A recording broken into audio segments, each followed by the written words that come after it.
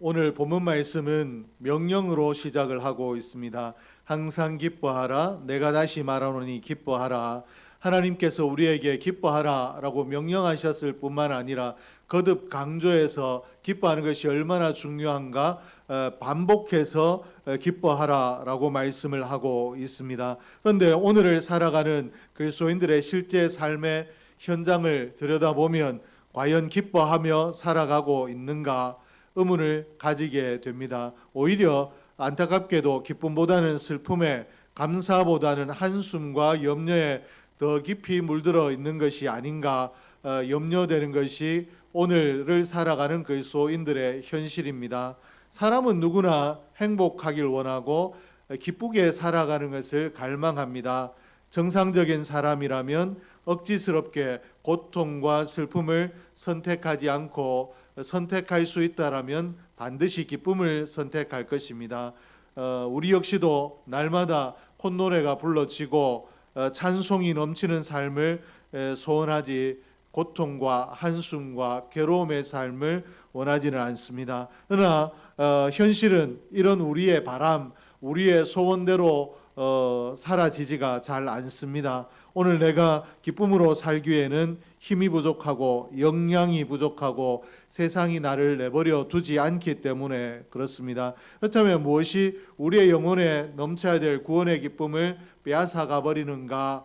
또 그 원인을 한마디로 말하기는 어렵지만 분명한 것은 우리의 기쁨을 깨뜨리는 영적, 환경적 대적들이 존재한다라는 것은 우리가 알고 있습니다. 그러므로 오늘 우리의 기쁨을 빼앗아가는 것들에 대해서 정의를 내리고 또 어떻게 하면 이것들로부터 기쁨을 지킬 수 있는가? 나는 이미 구원받은 자이기 때문에 구원받은 기쁨이 넘쳐야 되는데 이 기쁨을 지키며 살아야 되는데 나의 이 기쁨을 빼앗아가는 것들로부터 구원의 기쁨을 어떻게 지킬 수 있는가 말씀을 좀 정리하고 나누려고 합니다.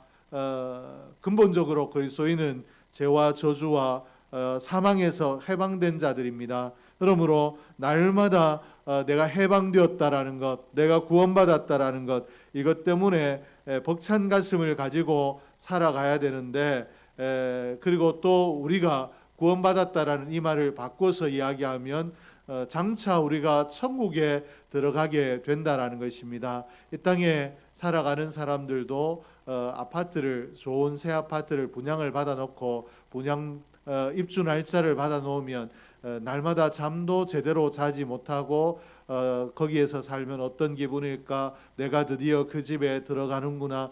온 생각들 때문에 가슴이 벅차고 한데 하나님 나라가 영원한 즐거움이 있는 하나님 나라, 하나님께서 다스리는 하나님 나라가 우리에게 예약되어 있는데 내가 여기에 대한 기쁨을 놓치고 산다라는 것은 분명히 문제가 있는 삶입니다.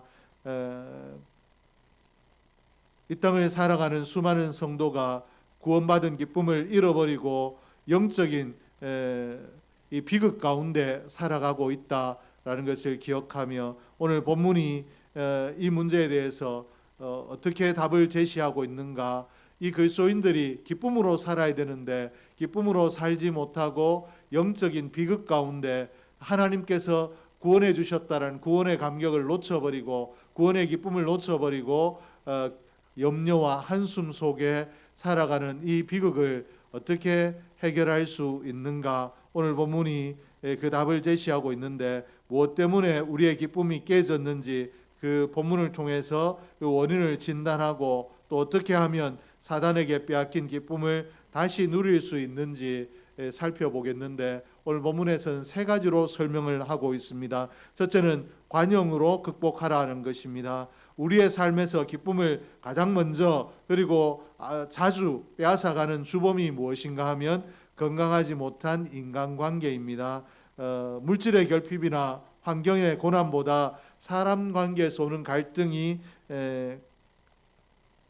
사람 관계에서 오는 갈등과 긴장감의 그 긴장감이 우리에게 기쁨을 빼앗아 간다라는 것입니다. 내가 아무리 만족한 삶 가운데 있다 할지라도 내가 원수 맺은 사람이 있으면 그 원수 맺은 사람과의 관계 때문에 내 마음이 지옥이 될 수 있다라는 것입니다.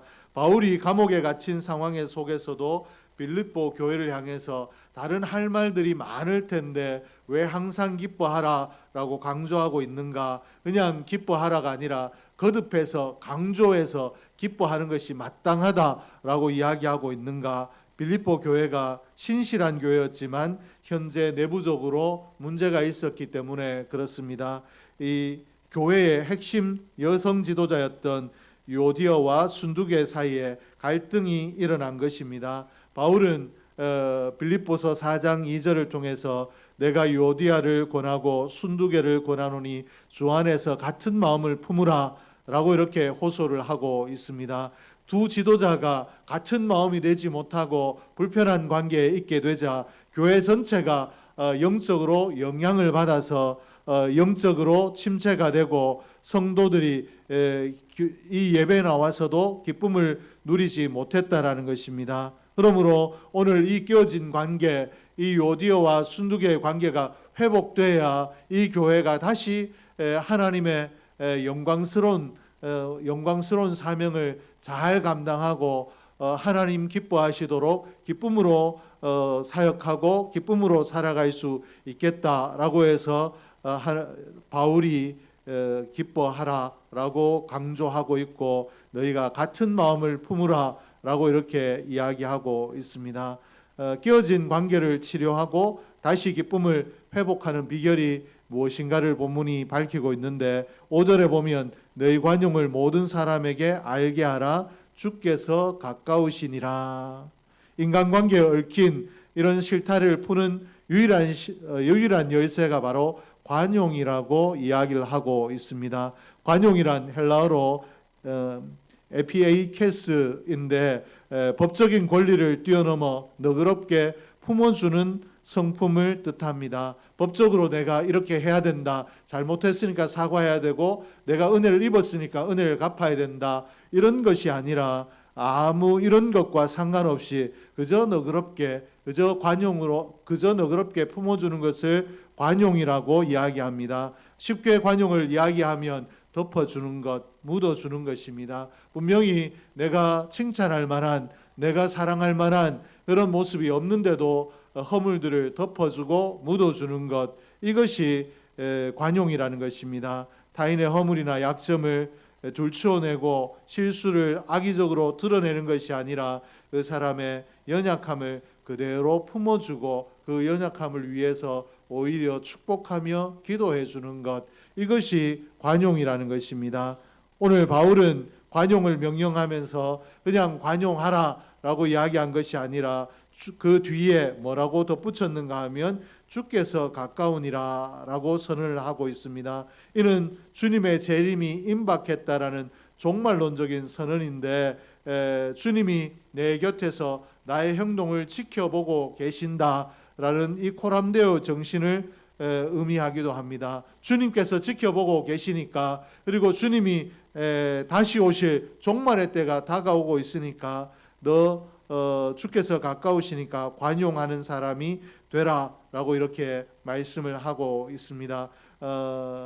인생의 마지막 날, 또 종말의 날에 심판대 앞에 설 때 우리에게 가장 필요한 것이 무엇인가 하면 주님의 관용입니다. 주님께서 너 이 땅에서 어떻게 살았는가, 우리의 삶을 하나하나 들추어내시고 허물들을 들추어내시기 시작한다면 우리가 어떻게 주님 앞에 설 수 있고 어떻게 구원의 자리에 들어갈 수 있겠습니까? 그러나 주님께서는 예수 믿었다, 내가 이 땅에 부족하게 살았고 연약하게 살았지만 예수 그리스도를 나의 구주로 영접하고 하나님의 자녀로 삼았다라는 것 때문에 허물들을 다 덮어주시고 잘한 것들을 칭찬하시고 또 책망하실지라도 그것들을 우리에게 벌하시는 것이 아니라 그것들을 덮어주신다. 관용으로 우리를 대하시고 구원의 자리에 우리를 초대하신다라고 성경이 가르치고 있습니다. 그렇기 때문에 주님의 관용을 우리가 힘입었기 때문에, 주님의 관용 때문에 제사함 받았고 천국 백성이 되었기 때문에 우리도 이웃과 형제에게 관용을 베푸는 것이 마땅하다라고 바울이 오늘 주님께 너 관용 입을 자이면 주님이 오셨을 그때 나는 너를 위하여 관용으로 대했는데 너는 왜 네 이웃에게 그렇게 했느냐. 책망받지 않기 위해서 주님이 내게 관용으로 대하셨던 것처럼 내 허물과 내 잘못들을 묻어주고 덮어주셨던 것처럼 너도 이웃의 허물을 덮어주고 묻어주라고 말씀을 하고 있습니다. 가정 안에서 남편과 아내, 부모와 자식, 그리고 교회 안에서 교역자와 성도, 성도와 성도 간의 이 문제된 관계들이 관용으로 회복되어질 수 있기를 주의 이름으로 축복합니다. 한 교회, 한 가정인데도 서로를 미워하고 서로를 판단하는 것들이 관용으로 회복되어지기를 주의 이름으로 축복합니다. 그리고 이렇게 되기 위해서는 당신이 나를 관용해라, 네가 나를 관용해라가 아니라 오늘 내가 먼저 덮어주고 내가 먼저 묻어줄 때 그때 이것이 서로가 될 줄로 믿습니다. 그러므로 오늘 말씀을 듣고 돌아가는 우리의 발걸음에 우리의 삶의 자세에 관용이 있기를 주의 이름으로 축복합니다. 둘째는 염려를 기도로 바꾸라는 것입니다. 인간관계의 다툼으로 우리의 삶에서 웃음과 감사가 또 빼앗기고 영적으로 빼앗기고 나면 영적으로 우리가 어디에 붙들리는가? 염려 가운데 붙들리게 됩니다. 내가 감사를 잃어버리게 되면, 기쁨을 잃어버리게 되면 영적으로 염려 가운데 붙들린다라는 것입니다.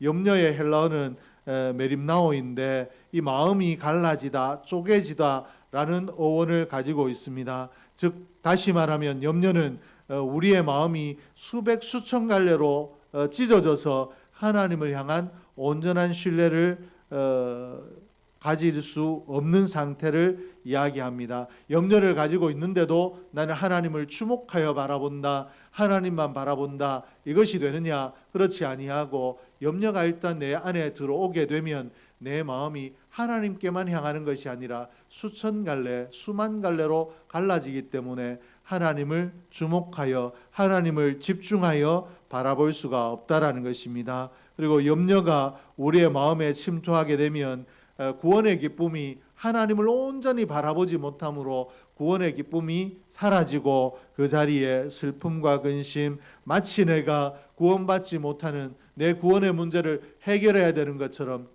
큰 염려의 짐들이 상처로 우리에게 자리 잡게 된다라는 것입니다. 그러므로 염려는 우리에게 반드시 극복해야 될 것인데 오늘 성경은 이 염려를 어떻게 극복할 수 있는가?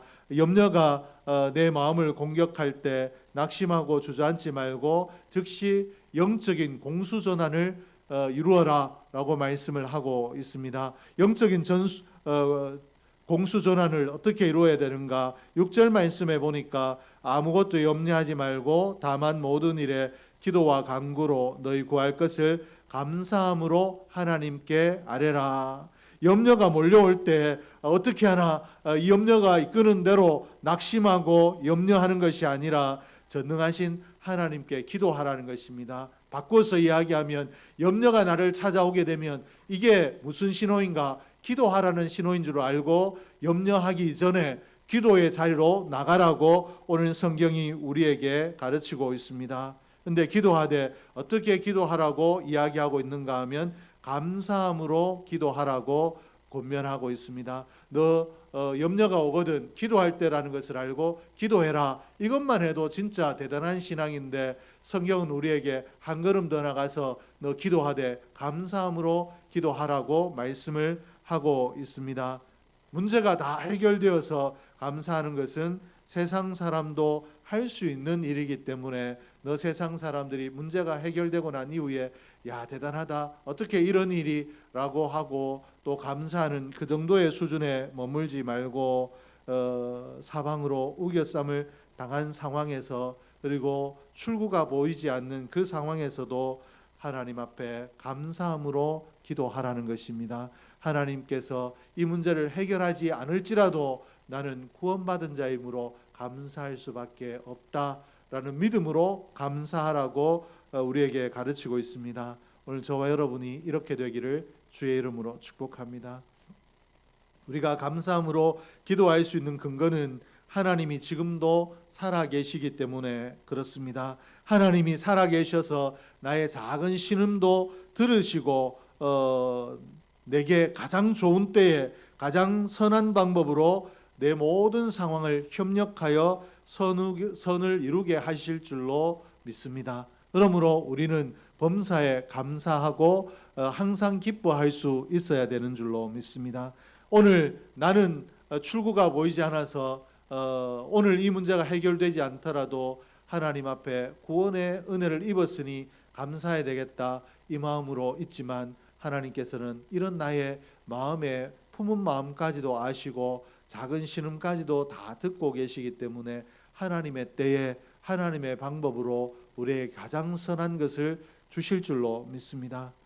히브리서 11장 6절은 하나님께 나아가는 자는 반드시 그가 계신 것과 또한 그가 자기를 찾는 자들에게 상 주시는 이심을 믿어야 할지니라. 빌립보서 4장 7절에는 그리하면 모든 지각에 뛰어난 하나님의 평강이 그리스도 예수 안에서 너희 마음과 생각을 지키시리라. 하나님께 나아가는 자는 하나님이 살아계시다라는 것, 그리고 하나님께서 믿음의 사람에게 상 주시는 분이시다라는 것을 믿어야 된다라고 말씀하셨는데, 오늘 저와 여러분이 이 믿음에 굳게 붙들리기를 주의 이름으로 축복합니다. 그리고 오늘 빌립보서 4장 7절에서는 뭐라고 이야기하고 있는가?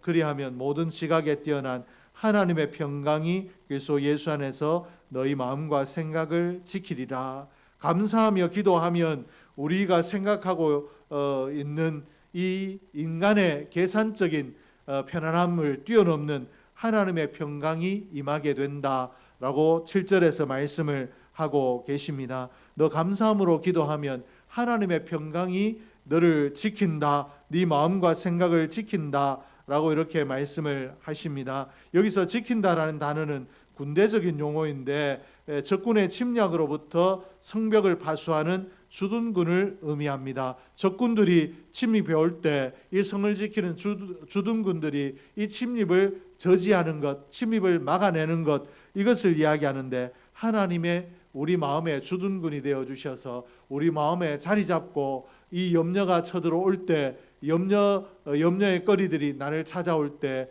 이것들을 막아주신다라는 것입니다. 어떻게 할 때? 내가 감사함으로 기도할 때, 감사하며 기도할 때 하나님이 나의 주둔군이 되어주신다라고 이렇게 말씀을 하십니다. 사단이 불화살을 쏘며 우리의 심령을 침략할 때 기도의 사람에게는 하나님의 평강이 강력한 군대가 되어 우리의 마음과 생각을 철통같이 지켜주신다라고 말씀을 하셨습니다. 환경이 변하지 않아서도 기도를 통과한 영혼은 심령 속에서 세상이 줄 수 없는, 알 수도 없는 그런 평안을 얻게 되고, 마침내 빼앗겼던 찬양을 회복하게 되고 성령 안에서 기쁨을 온전히 회복하게 될 줄로 믿습니다. 하나님께서 우리의 마음과 생각을 지켜주심으로 우리의 마음과 생각이 하나님 밖에 머무는 것이 아니라 하나님 회복해 주시고 복 주실 만하게 되어서 우리가 그렇게 회복할 수 있다 말씀을 하십니다. 셋째는 경건하고 덕스러운 가치를 묵상하라는 것입니다. 인간관계와 염려의 문제를 해결한 성도가 마지막으로 힘써야 될 영적 훈련은 생각을 다스리는 것입니다. 마땅히 생각해야 될 거룩한 것들을 놓쳐버릴 때 하나님의 백성은 하나님의 성품을 담아 하나님의 거룩하심을 묵상하고 여기에 붙들려야 되는데, 이것들을 놓쳐버리게 되면 우리 마음이 사단에게 장악되어 기쁨을 잃어버리게 됩니다. 바울은 8절에서 성도가 늘 마음속에 품고 묵상해야 될 영적 영양소들이 무엇인가를 기록하고 있습니다. 종말로 형제들아, 무엇에든지 참되며 무엇에든지 경건하며 무엇에든지 옳으며 무엇에든지 정결하며 무엇에든지 사랑받을 만하며 무엇에든지 칭찬받을 만하며 무슨 덕이 있든지 무슨 기림이 있든지 이것들을 생각하라.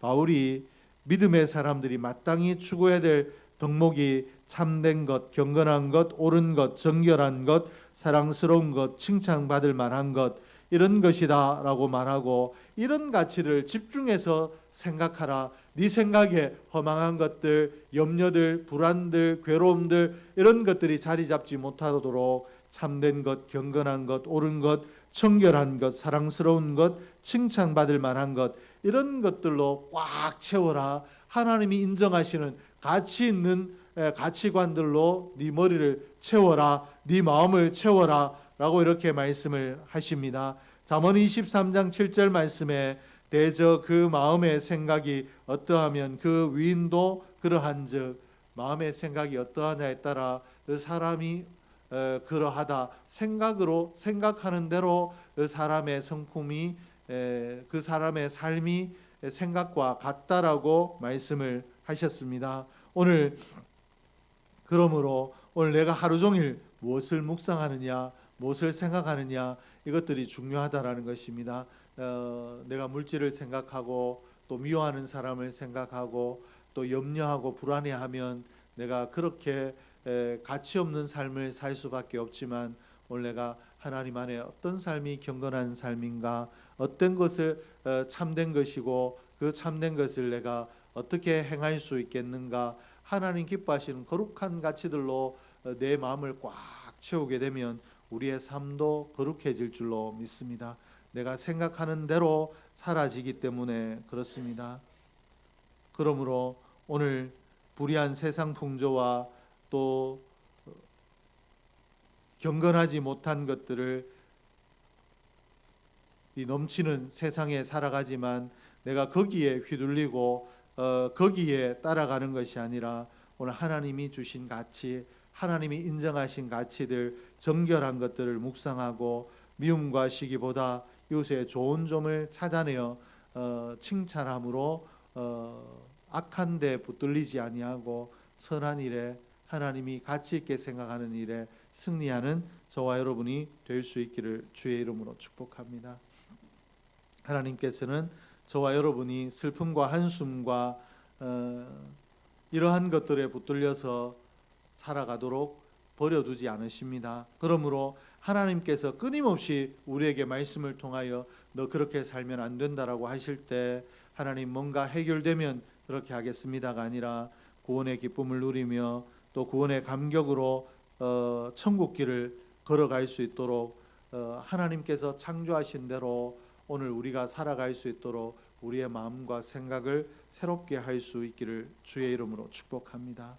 내 삶에 하늘의 기쁨이 있는가, 그리고 신앙생활 속에 감격과 벅참이 있는가, 내 얼굴에 인자한 웃음이 있는가를 점검하고 인자한 웃음을 회복하고 또 신앙생활에 감격이 회복되도록 기도하고 또 하늘의 기쁨이 내 삶 속에 머물도록 하나님이 기뻐하시는 것들로 나도 기뻐할 수 있게 해주십시오라고 기도하는 저와 여러분이 되길 원하고, 혹여라도 고장난 인간관계 속에서 형제를 정죄하고 관용을 잃어버렸다면 관용을 회복할 수 있길 원합니다. 그래야 우리가 기쁨의 삶을 살 수 있기 때문에 그렇습니다. 그리고 내 힘으로 어찌할 수 없는 무거운 짐을 지고 내가 괴로워하고 힘들어하고 있다라면 기도함으로, 감사하며 기도함으로 하나님께 맡기고 우리는 기뻐할 수 있길 원합니다. 세상에 부정적이고 불의한 생각들로 가득 채워져 있다라면 마땅히 생각해야 될 하나님께서 기뻐하시는 가치들을 다시 한번 내 마음에 새기고 이것들로 내 마음을 무장함으로 하나님 안에 우리의 삶이, 기쁨이 회복되는 역사가 있기를 주의 이름으로 축복합니다.